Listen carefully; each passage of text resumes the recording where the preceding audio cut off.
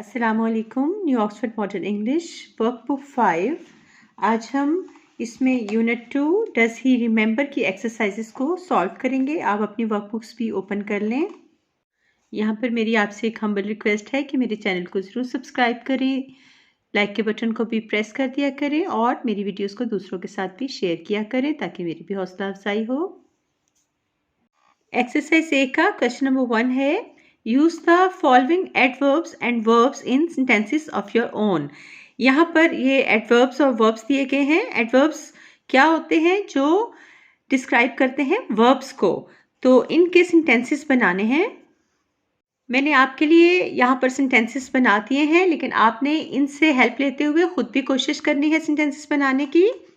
ए है easily settled, the school had easily settled the argument between the boys. B है quarreled angrily, my brother quarreled angrily with the man. C recently arrived, we have recently arrived to our home.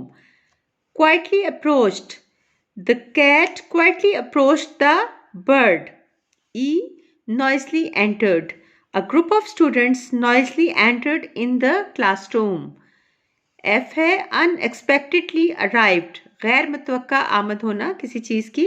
The train arrived unexpectedly early. यहाँ पर आपको adverbs की different kinds के बारे में बताया गया है, इसे अच्छी तरह पढ़ें और समझें। Some tell us how often an action is performed. कुछ एडवर्ब्स ऐसे होते हैं जिनसे हमें पता चलता है कि जो कोई वाकया है, कोई बात है, वो किस टाइम में परफॉर्म हुई है, तो वो टाइम एडवर्ब्स कहलाते हैं। जैसे उसमें यूज़ होता है often, usually, ever, sometimes, rarely. इसी तरह some tell us where an action is performed. कुछ ऐसे एडवर्ब होते हैं जिनसे हमें मालूम होता है कि वो कहाँ पे परफॉर्म किए गए हैं, मतलब वो प्लेस को ज़ाहिर करते हैं। हेयर, देयर, असाइड, इस तरह के वर्ड्स उसमें यूज़ होते हैं। Some tell us how an action is performed. कुछ जो होते हैं वो मैनर को ज़ाहिर करते हैं, जैसे हार्ड, ब्यूटीफुली, ट्रूथली, फेथफुली, लवली। इस तरह के जो एडवर्ब्स होते हैं वो मैनर एडवर्ब्स कहलाते हैं। Question number 2, use the following in sentences of your own. ये जो वर्ड्स या फ्रेजेस दी गई हैं, इनके भी आपने सेंटेंसेस बनाने हैं। इनके मीनिंग्स भी मैंने ऊपर लिख दिए हैं, ये आप नोट कर लें और नेक्स्ट पेज पर इनके सेंटेंसेस हैं। क्वाइट ऑफन का सेंटेंस है A, we see each other quite often. B never hot का है, in some places there is never hot spring weather. C always pleasant का सेंटेंस नोट करें, it is always pleasant to see a familiar face after being away of so long. D है seldom drinkable, water from that well is seldom drinkable. E है sometimes unpleasant का, the weather is sometimes unpleasant here. F quite noisily, the baby cried quite noisily during the night. G almost everywhere का sentence है, English is spoken almost everywhere.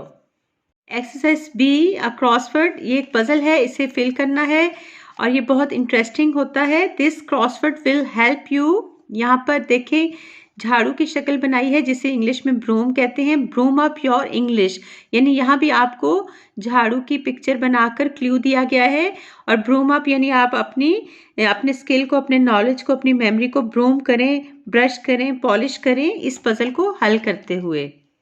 और इस puzzle को हल करने के लिए यहाँ पर क्लूज दिए गए हैं। क्लूज अक्रॉस, जो इस रुख को आपने वर्ड्स फिल करने हैं, और क्लूज डाउन, जो नीचे की तरफ को करने हैं। तो इन्हें पढ़ते हुए आप यहाँ पर फिल करते जाएंगे। नंबर 1 है इमेंस, वास्ट, लार्ज, तो ये क्या है? नंबर 1 ये है ग्रेट। अमूमन ये जो है कैपिटल वर्ड्स में ही पजल्स को फिल किया जाता है, तो मैंने इसको कर दिया है, लेकिन यहाँ पे आपने क्लूज पे पढ़ते जाना है और ये आपने इस तरह यहाँ पे लिखना है। अब यहाँ पे नंबर 1 में आ गया ग्रेट। नंबर 2 जो है वो डाउन में है। डाउन में नंबर 2 क्लू क्या है? A sudden noisy stopping of the breath. This word can be spelled in 2 ways. ये है हिकअप, इसको हिकअप पढ़ते हैं, लिखते इस तरह है, यानी हिचकी आना। तो ये यहाँ पे लिख दिया है। अब नंबर 4 में क्या है? रोज, ये भी क्लू यहाँ पर है। Sweet smelling flower, it rhymes with nose. अब नंबर 5 में लिखा है डेप, ये बी साइलेंट होता है, इसको डेथ पढ़ते हैं यानी कर्ज या उधार। तो ये नंबर 5 में है। ये आप पढ़ते जाएं और यहाँ से आप नोट कर लें और यहाँ से भी आप नोट कर लें। एक्सरसाइज सी, जेंडर, जिसे उर्दू में सिन्फ या जिन्स कहते हैं, आसान लफ्ज़ों में हम कहेंगे मुज़क्कर मुअन्नस।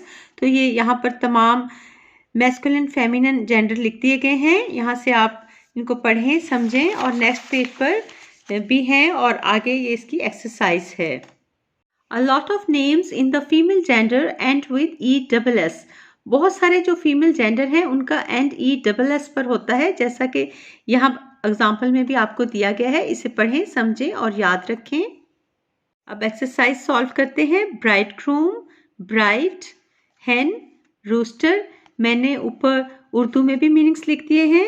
Hero, heroine, stallion, mare, peacock, peahen, host, hostess, fox, vixen, gander, goose, wizard, witch, drake, duck, nephew, niece, sir, madam, conductor, conductress.